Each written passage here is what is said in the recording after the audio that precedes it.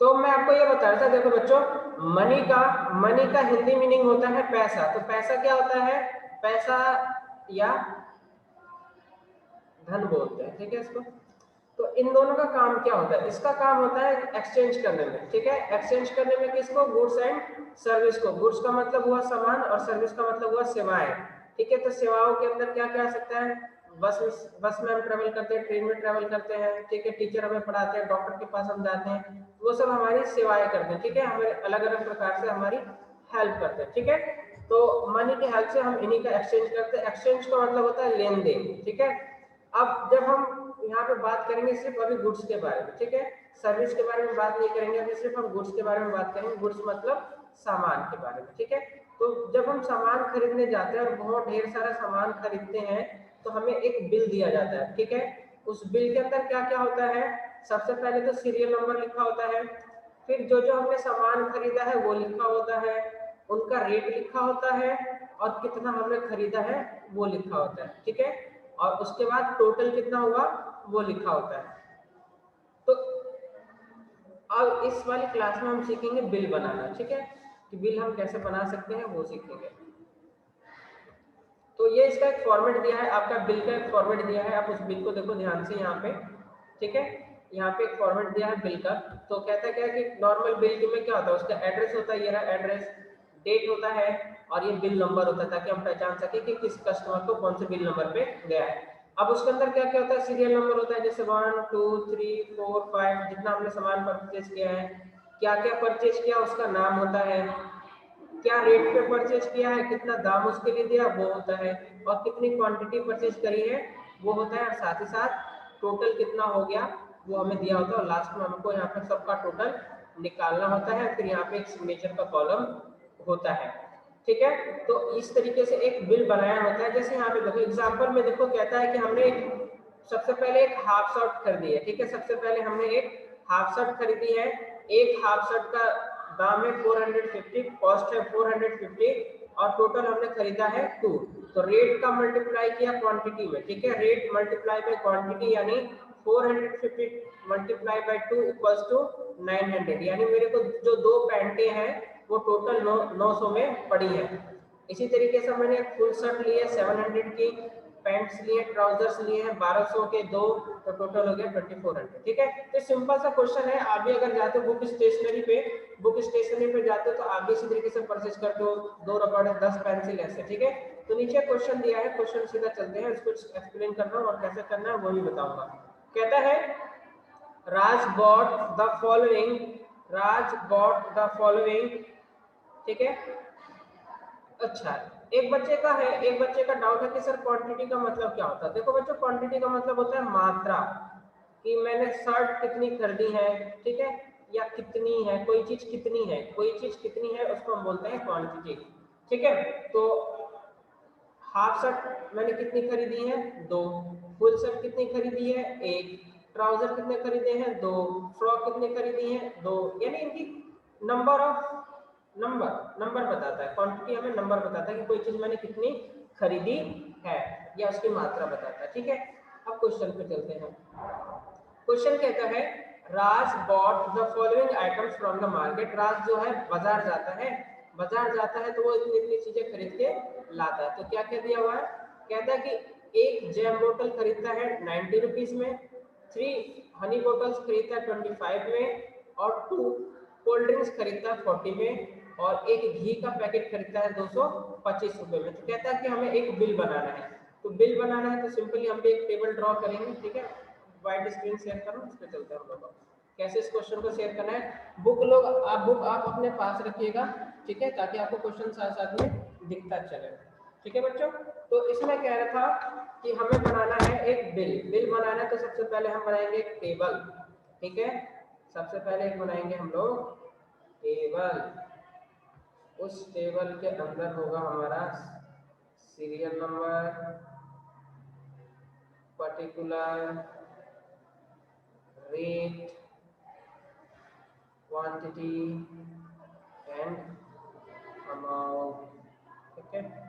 ऐसे एक टेबल बनाएंगे और उसके बाद सॉल्व करेंगे। अब क्वेश्चन देखो, क्वेश्चन कह रहा था कि जो राज था, ठीक है, जो राज था वो गया था दुकान पे और उसने खरीदा है एक जैम की बोतल, ठीक है। तो सीरियल नंबर फटाफट में डाल देता हूँ। यहाँ पे हो गया हमारा सीरियल नंबर, ठीक है। देन हमारा हो जाएगा पर्टिकुलर में क्या सामान हम खरीद रहे हैं वो होगा, ठीक है। फिर उसके बाद हमारा रेट, देन हमारा क्वांटिटी, ठीक है, देन हमारा अमाउंट, ठीक। तो सबसे पहले फर्स्ट नंबर पे हमने खरीदा है एक जैम खरीदी है, ठीक है। एक जैम बोतल खरीदा है हमने, जैम की बोतल खरीदी है। उसका जो रेट है वो है ₹90, यानी 90 है। और टोटल जो क्वांटिटी हमने ली है, एक ही जैम की बोतल ली है, तो इसका इसमें मल्टीप्लाई करेंगे तो 19 बन जा 90, यानी टोटल 90 का हुआ, ठीक है। सेकंड नंबर पे हमने परचेज किया है हनी बॉटल्स, ठीक है। सेकंड नंबर पे हमने परचेज किया है हनी बॉटल्स, ठीक है। अब ये जो हनी बॉटल्स है, एक का प्राइस है 25 और हमने टोटल खरीदी है 3, ठीक है। टोटल खरीदी है 3, तो टोटल हमें कितना देना पड़ेगा 3 बोतल के लिए 75। तो ये कैसा आया 25 मल्टीप्लाई बाय 3, इन दोनों का मल्टीप्लाई कर देते हैं तो वही हमारा टोटल अमाउंट निकल के आता है। तीसरी चीज उसने खरीदी है आप लोगों की फेवरेट कोल्ड ड्रिंक खरीदी है, ठीक है ना। उसने कोल्ड ड्रिंक खरीदा हुआ है, एक का दाम है 40 और दो का हमें बताना है, तो दो का दाम हो जाएगा 80। कैसे आया ये 40 मल्टीप्लाई बाय 2। आगे है फोर्थ आइटम, उसने खरीदा है घी का पैकेट, ठीक है। एक घी का पैकेट खरीदा है और उसका दाम है 225, ठीक है बच्चों। और ये टोटल कितनी क्वांटिटी है इसकी भी एक है, तो ये यहाँ पे हो गया 225। ये कैसा आया 225 मल्टीप्लाई बाय 1। अब इसका हम टोटल निकालेंगे कि टोटल हमारा हुआ कितना, ठीक है। यानी हमें टोटल कितना पैसा देना पड़ेगा, ठीक है।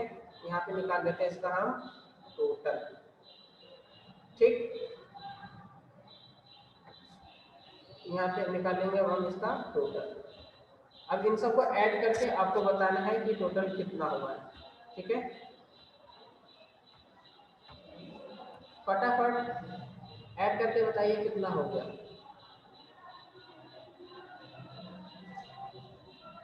ठीक है, देखो 90 का तो हमारा हो गया, 90 का हो गया हमारा जैम, ठीक है। 75 का हो गया हमारा हनी बोटल्स, 80 के हो गए हमारे कोल्ड ड्रिंक्स और 225 का हो गया हमारा घी का पैकेट, ठीक है। ये तो टोटल हो गया 470। यानी मैं दुकानदार को टोटल कितना पैसा दूंगा 470 रुपया दूंगा। यहाँ तक आया सभी को समझ में बच्चों?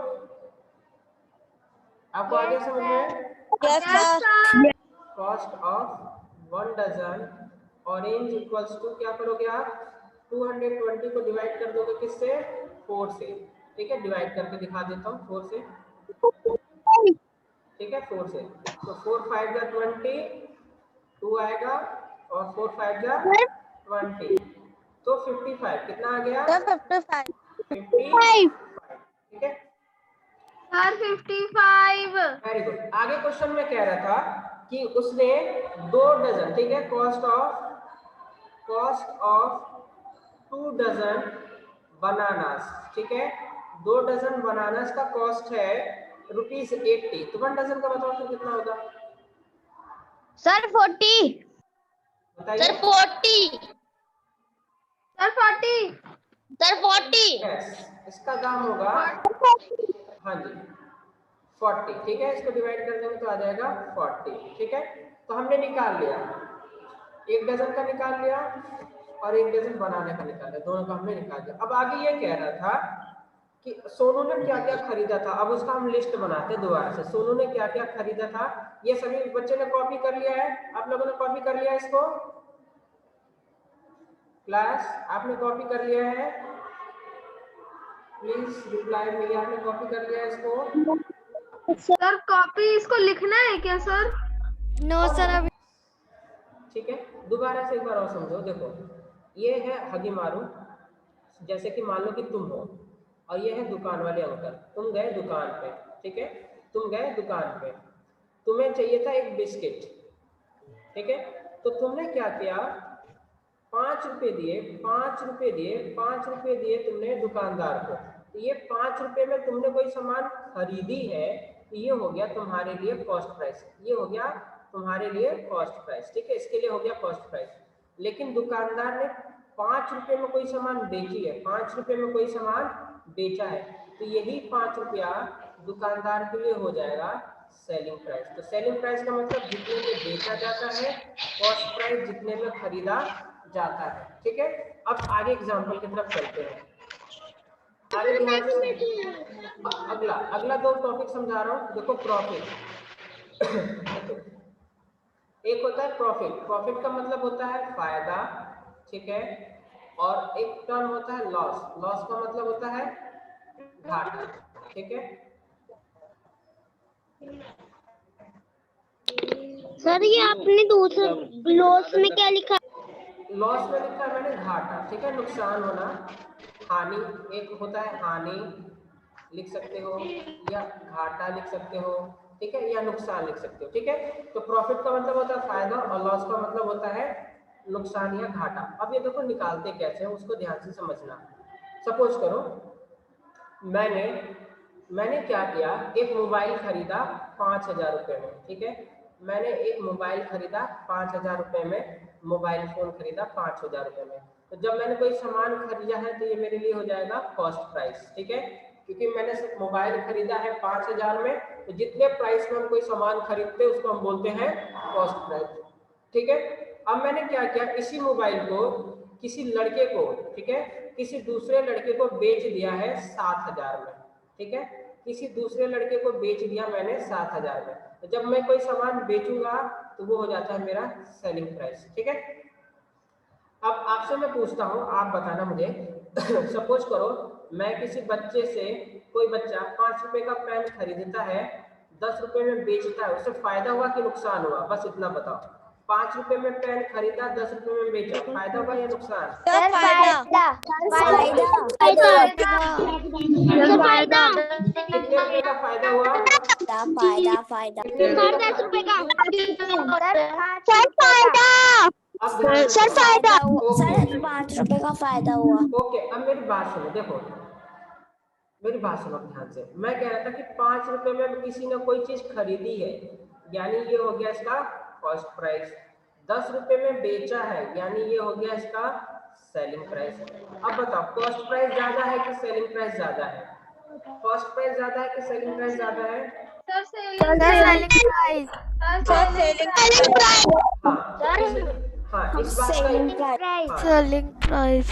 अब इस बात का याद रख, इस बात को याद रखना कि जब सेलिंग प्राइस ज्यादा होता है कॉस्ट प्राइस से, ठीक है, सेलिंग प्राइस ज्यादा होता है कॉस्ट प्राइस से तो होता है प्रॉफिट, ठीक है। जब कम में खरीदूं ज्यादा में बेचूं, कोई सामान 2 रुपए में खरीद रहा हूँ 10 रुपए में बेच रहा हूँ, यानी सेलिंग प्राइस ज्यादा है और सर जब कॉस्ट प्राइस ज्यादा और स्पेलिंग प्राइस कम हो तब? अभी सगुन वही समझा रहा हूँ, धीरे धीरे समझो, ठीक है। जब सेलिंग प्राइस ज्यादा होता है और कॉस्ट प्राइस कम होता है तो होता है प्रॉफिट, ठीक है। अभी हमने जो एग्जांपल लिया था उस एग्जांपल के थ्रू समझाता हूँ। देखो थोड़ा सा इसको दिमाग में बिठा लेना, आगे भी काम आएगा, इसलिए मैं थोड़ा सा टाइम दे रहा हूँ आपको इस चीज को समझाने में, ठीक है। देखो कॉस्ट प्राइस यानी मैंने कोई सामान खरीदा था 5 रुपए में, ठीक है, सेलिंग प्राइस मैंने उसी सामान को बेच दिया 10 रुपए में, ठीक है, तो सेलिंग प्राइस ज्यादा हो गया, कॉस्ट प्राइस कम हो गया। अब माइनस करूंगा तो 5 रुपए का मुझे क्या मिलेगा? प्रॉफिट, ठीक है, ठीक है। अब देखो लॉस के केस में उल्टा होता है, जब कॉस्ट प्राइस ज्यादा हो, ठीक है, और सेलिंग प्राइस कम हो तो होता है लॉस। जैसे समझो मैंने कोई सामान खरीदा था 10 रुपए में, ठीक है, मैंने कोई सामान खरीदा 10 रुपए में, तो कॉस्ट प्राइस हुआ मेरा 10 और मैंने उसको बेचा है 5 रुपए में, ठीक है, मैंने उसको बेचा है 5 रुपए में। तो बताओ मुझे फायदा हुआ कि नुकसान हुआ?